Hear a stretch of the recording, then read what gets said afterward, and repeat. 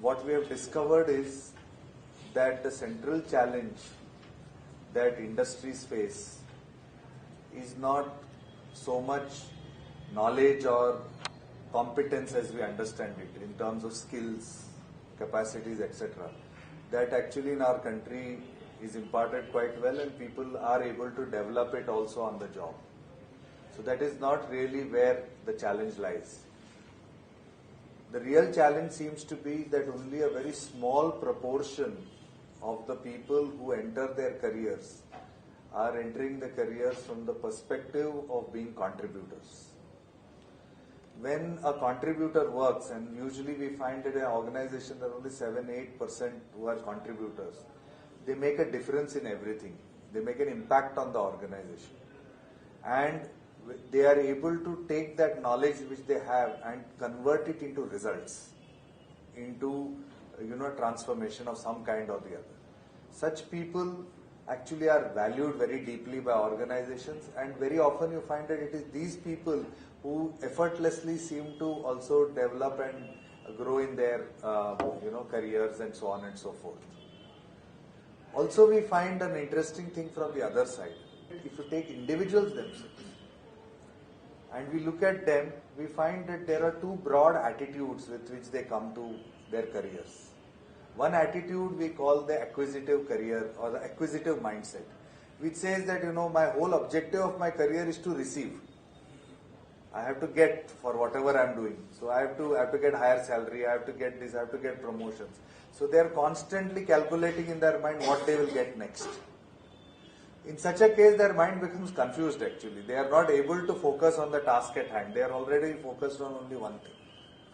But you find another group of people who have a contributor mindset. They said, yes, I will receive, but let me give first and let me try to make a difference. So when we have a contributive approach to a career, many things change. Their selection of job changes, the way they approach it, the way they present themselves in the job changes. For even their career choices as they go along, they make choices which are more sensible in the long run because they are able to say, okay, here I can contribute. While say for example, I have seen, and I'm sure you have also seen in many cases, people make terrible career decisions simply because they move from one job to another for a few 100 rupees or 1,000 rupees, but they lose the track of actually building their capacity to make a difference. So because of that, they get stuck after that for many years. They can't find their way back. So there are many follies that take place, and these are taking place primarily because of a wrong mindset which is there. Thirdly, if you take society as a whole, you find that if people are completely locked up in an acquisitive mindset, and if organizations and individuals are focused only on their own personal benefit without looking at how society has to benefit, then the effects of that we are all aware of.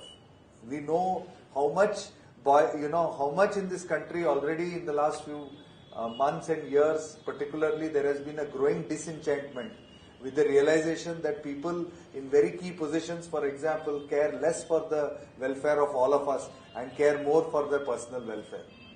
Now the same thing, if we are going to send out a generation of people into the world, if that generation of people also care a little not only about themselves, but of the good of their organizations, of the good of society, and do it in a way which benefits them also. Nobody is saying that people have to do selflessly, but do it in a way which benefits them but benefits society also simultaneously, benefits their organization also, then automatically we will find that there is a dramatic and a sea change in society itself. So we find that if you really go deeper, you find that a mindset which is actually oriented towards contributorship, for example, comes first, affects the individual. It affects the individual's career, it helps them person in the career, it helps that person in making wiser choices as they go along.